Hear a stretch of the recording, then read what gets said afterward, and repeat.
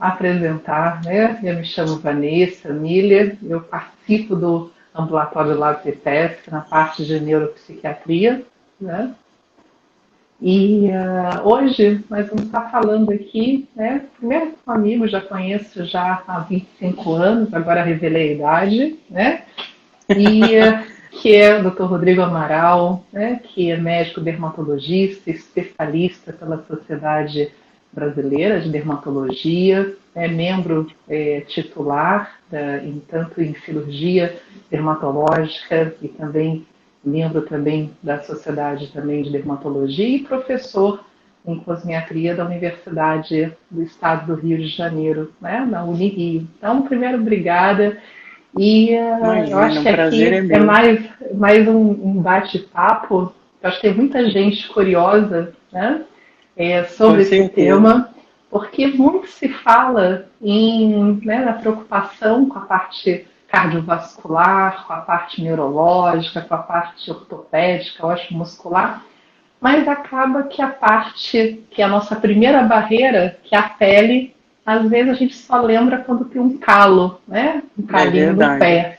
E eu queria É saber de verdade. você, assim, doutor Rodrigo, eu não tenho que falar Amaral, eu estou acostumada tanto com Amaralzinho, não tem jeito. Primeiro, Não assim, tem falar problema. de uma forma sucinta, de uma forma clara, a importância da pele. Então, para começar, eu acho que é super importante a gente falar que a pele é o maior órgão do corpo humano.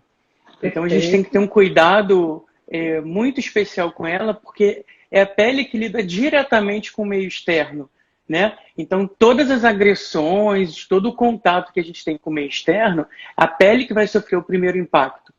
E além da pele, a gente tem os anexos cutâneos, que a gente chama, que são as unhas e os cabelos, que também fazem parte da pele.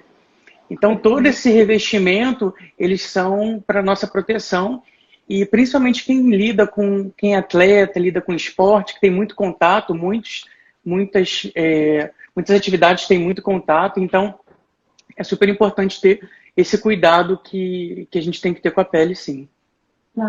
Não tenha dúvida, né? Aliás, nós somos, né? Eu como neurologista e você como dermato, nós somos ligados embriologicamente É pelo verdade, pelo ectoderma. E ectoderma, né? até uma coisa interessante, né? Já, assim, tem uma pergunta que eu acho que eu acompanho muito no consultório, como é que o fator, né, de estresse, de ansiedade, às vezes acaba podendo levar também algumas lesões cutâneas, né? Assim, dermatite Uhum. atópica, essas coisas todas, né? E acredito que você também deva ter muitos casos no seu consultório com esse tipo de demanda, né? É verdade. Essas doenças, elas entram no grupo de doenças que a gente chama de psicodermatoses, que são doenças que têm relação com o estresse emocional. Então, algumas da psoríase é uma delas. Às vezes, por queda de imunidade, você pode desenvolver alguns tipos de micose cutânea, as dermatites, entre outras, né? Mas tem muita relação o nosso emocional com a pele, né? Perfeito. Estou vendo aqui que o pessoal já começou a se manifestar, tem pessoal aqui do grupo, a Bianca, né, a Lídia que está sempre junto, o Matheus, né? Que Então, bom. muito legal. Já começou aqui algumas perguntas, até entrando um pouco com o Covid. Eu acho que depois se der um tempinho para falar um pouco, né, sobre algumas dicas para evitar algumas lesões. Ainda mais que a Vamos. gente está usando direto máscara e luva, É né? Mas eu verdade. vou fazer já algumas perguntas. Já vi aqui que o doutor Fabrício aqui já mandou o coraçãozinho, o pessoal já está bem ligado aqui com a gente, né? Esse grupo é Isso aí, que muito, muito bom. querido.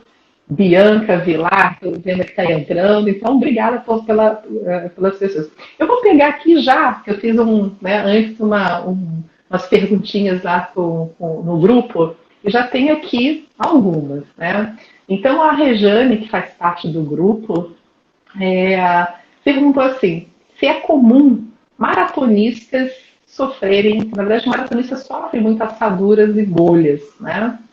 E qual seria o produto mais indicado para evitar essa situação? Eu acho que é legal você comentar um pouco, né, o que seriam essas bolhas, né, coisas assim mais básicas, que a gente sabe que tem essa questão do atrito, né? E muitas vezes bolha pode significar realmente, às vezes, até um atleta deixar de participar de um jogo. A gente teve até um caso do André Agassi, que praticamente perdeu o Roland Garros, né, quando sentiu fortes dores com bolhas. Né? Comenta um pouquinho o que seria a bolha, como é que pode evitar. É muito comum acontecer em praticantes, assim, maratonistas, praticantes que usam tênis por muito tempo. E exatamente acontece isso. O que acontece é que a fricção da pele com algum tecido ou com algum objeto qualquer vai gerar uma inflamação. O que acontece é que a pele ela cria um mecanismo de se proteger por aquele trauma que ela está sendo acometida. E a forma com que ela faz isso é encher de líquido, é criar a bolha. Né? A bolha nada mais é do que líquido dentro da epiderme, logo abaixo da epiderme, e é um mecanismo de defesa da pele contra aquele atrito que ela está surgindo. Só que junto disso vem a inflamação, por isso que dói. Então, muitas pessoas, além da bolha propriamente dita, sentem muita dor, porque inflama. Né?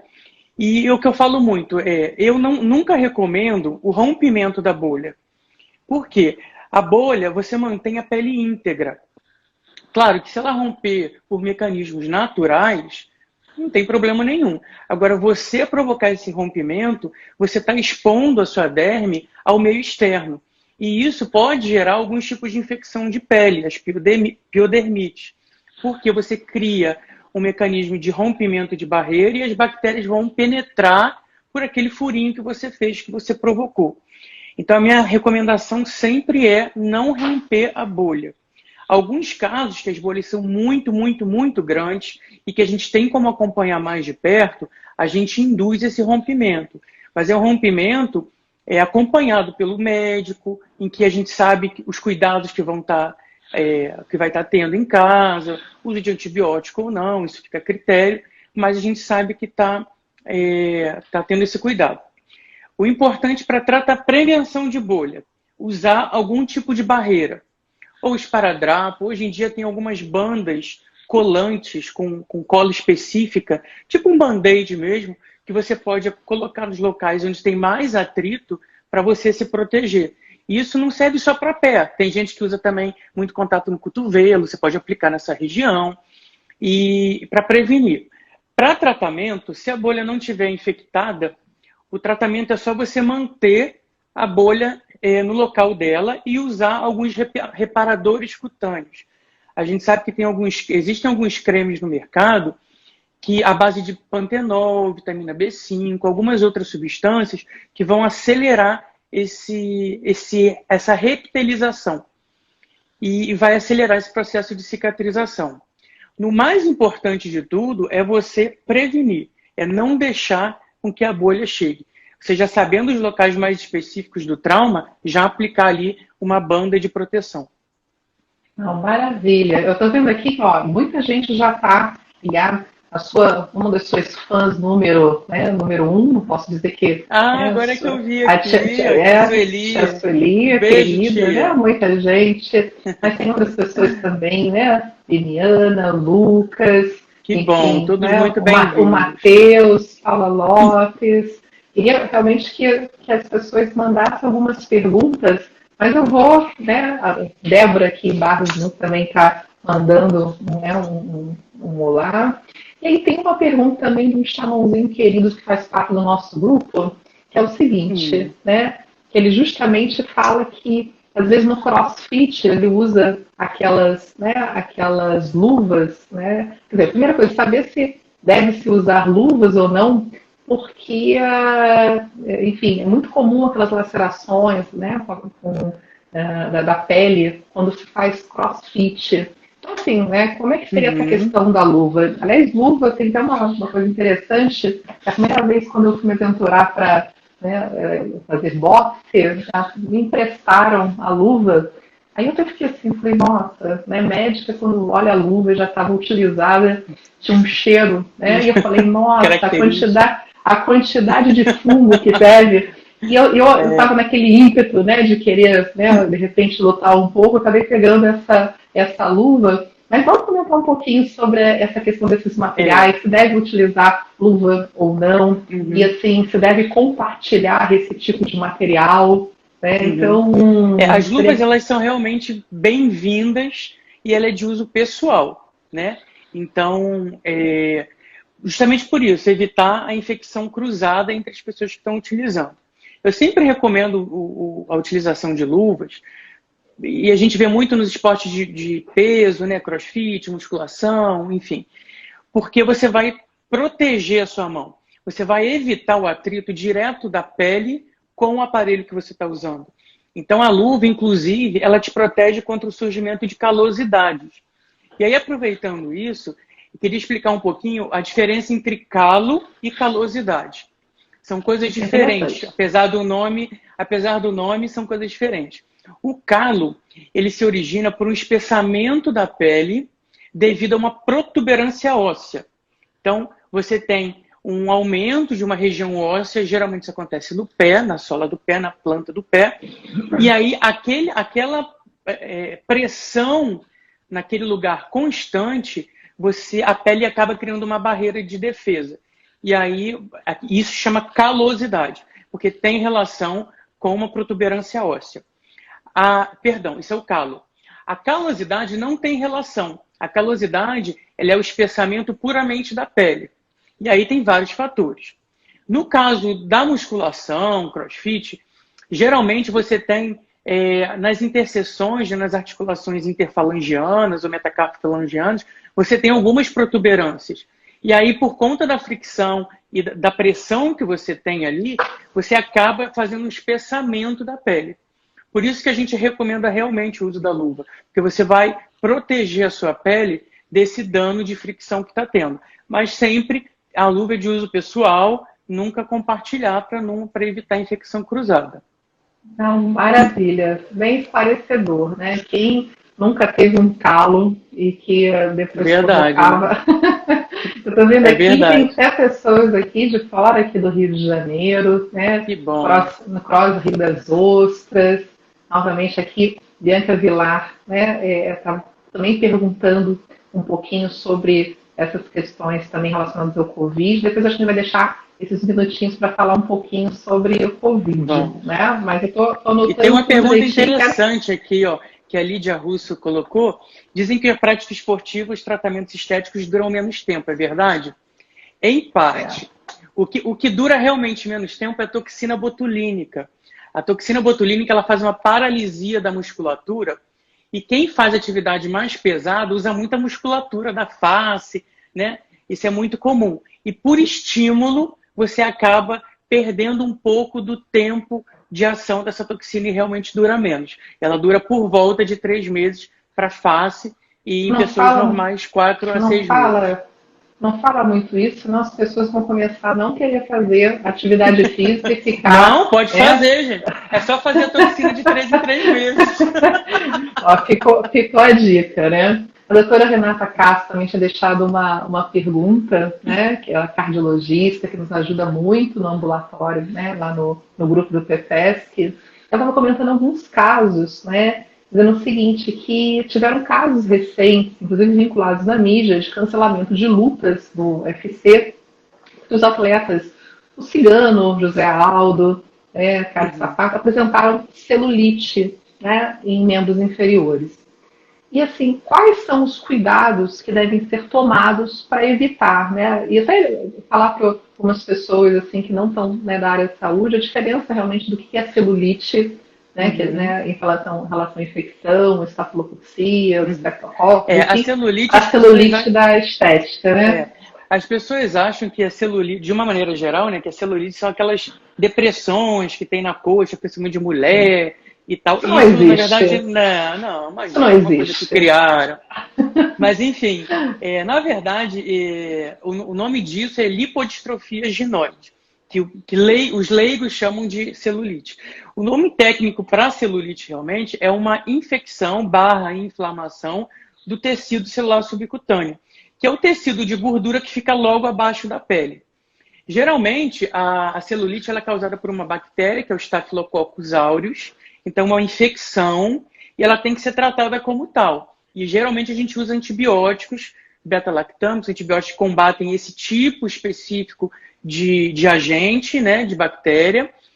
E é uma infecção que ela é um pouco mais profunda, ela fica abaixo da pele. E em alguns casos, ela pode até gerar algumas úlceras. Então a gente tem que tomar realmente cuidado e entrar com a medicação o quanto antes. A celulite, ela acontece porque há inicialmente o rompimento da barreira cutânea. Então você fez uma fissura, um machucado na pele, e por esse machucado as bactérias vão penetrar, chegam até a derme, e se elas se aprofundarem mais, elas vão chegar no tecido celular subcutâneo, gerando essa celulite. É uma infecção um pouco mais grave do que a infecção de pele, que a gente chama de erisipela, e ela precisa de antibiótico. Muitas vezes a gente precisa até internar e fazer antibiótico intravenoso. Então, provavelmente o que aconteceu é um risco, né? Nenhum atleta deve competir em vigência de infecção, e a celulite é uma infecção. Então, por isso que os médicos do UFC, eles proibiram essa competição aí. Então, celulite é uma infecção da gordura que fica abaixo da pele e tem que ser tratada com antibiótico. Né? Então, isso aí tá uma coisa interessante, já fazendo o link. A gente deve ver aqui algumas pessoas que entraram, inclusive, né, a nossa amiga em comum, que é uma excelente dermatologista, excelente, né, Maria Maria Cláudia, um beijo. Assim, semana que vem eu quero conversar com ela e tudo.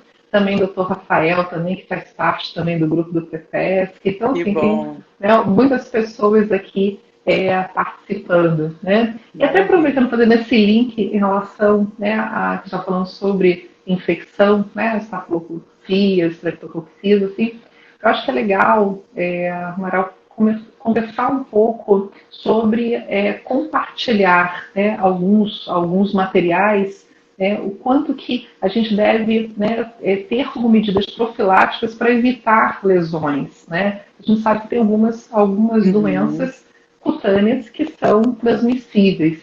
Né? Você pode comentar um pouquinho, né, sobre algumas e medidas profiláticas? Sim, sim. Eu acho que o mais importante é você ter, como tudo na vida, né? Você ter o seu equipamento pessoal e não compartilhar. Você não sabe, às vezes nem a pessoa sabe que ela está com algum tipo de infecção. E muitas infecções são contagiosas, ela vai passar para quem está utilizando. Então, acho que é super importante a gente... geralmente, quem usa muito material é quem usa muita luva. Outros materiais são mais difíceis, mas principalmente coisas que abafem muito e você tenha maior umidade, calor, por mais tempo, esses são os principais. Luva de boxe, por exemplo, que você fica ali com muito tempo, com ela utilizando no calor e na umidade. Então, você sempre não compartilhar esse tipo de material. É sempre importante você ter o seu próprio. E, de vez em quando, fazer a limpeza adequada também. Perfeito. Né? Uma outra pergunta que tinha sido feita previamente, né, pelo Rafael, que também participa do grupo, ele tinha comentado, né, que a recuperação de lesões dérmicas ou mesmo os tratamentos estéticos são um grande problema, né, para os atletas e que às vezes carece de utilizar algumas medicações, né? Como é que ficaria isso em relação ao doping, né? Assim, quais são as preocupações que a gente tem que ter? Existe até eu gosto muito de um aplicativo, né, que a gente, é impossível você decorar todas as drogas listas, e a gente sabe que diferentes práticas podem ter medicações que são doping para umas e não para outras, né? E assim, sim. Você quer comentar alguma coisa a respeito? Para isso que tem uma lista para cada esporte, né? Então, acho que a principal substância, e que sempre foi mais polêmica e mais importante em relação ao doping, são os anabolizantes, são os análogos de testosterona.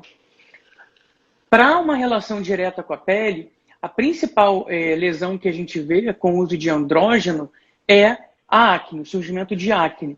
Eu tenho alguns pacientes atletas ou não atletas que às vezes procuram um corpo melhor e vão fazer atividade física de musculação, e aí tomam hormônios androgênicos à base de testosterona ou análogos, e que essa dose extra de testosterona não produzida pelo corpo, ela vai gerar acne.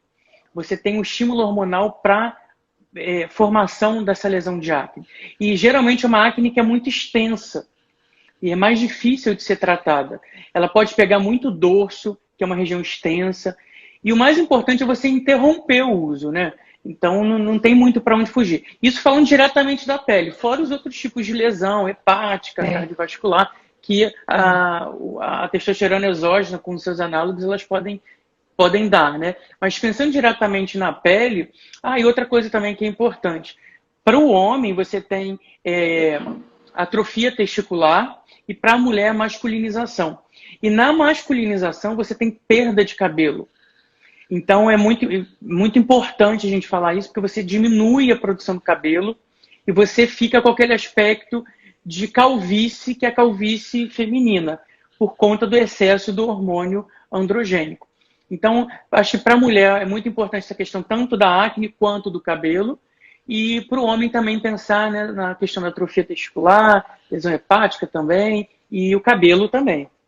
Perfeito. Aliás, assim, eu devo fazer depois uma pergunta que a professora Bianca Miarca, que é a coordenadora do grupo PETESC, maravilhosa, fez sobre essa questão, né, de radicais livres para evitar o envelhecimento, mas só para aproveitar essa questão do link que você falou, né, da alopecia, da perda. E, assim, a gente sabe que o estresse, né, e principalmente atleta de alto rendimento, às vezes está sobre um estresse muito grande.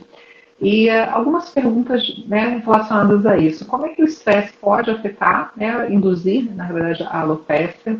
Outra coisa também, né, fazendo até um link, às vezes atletas de natação utilizam muita touca, né, e tem, na realidade, uma exposição maior, né, do couro cabeludo, do cabelo. Então, quer dizer, na verdade, tem a fricção do trauma e já tem o estresse, né, às vezes, ainda mais com atleta de alto rendimento. Então, duas coisas sobre o cabelo. Uma seria a perda e a outra seria, que é uma coisa interessante, depois eu vou até fazer uma pergunta aí no grupo, se o pessoal está com muito cabelo branco, principalmente quem é atleta de alto rendimento, você está ficando branco o cabelo ou não?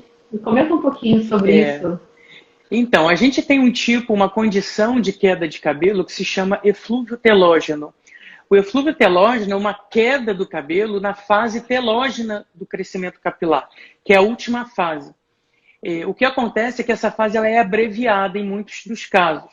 E o estresse pode ter relação com isso. Então, essa queda tem esse componente emocional e muitos atletas, principalmente perto de competição, né, que estão mais ansiosos, então eles vão ter essa queda. Mas essa queda, ela não ocorre logo no momento. Ela geralmente ocorre 6 meses após o evento de estresse. Mas a boa notícia é que essa queda ela é recuperável na grande maioria dos casos, mesmo sem tratamento. Existem alguns nutracêuticos que a gente usa, estão sendo muito falados, que agem como antioxidantes,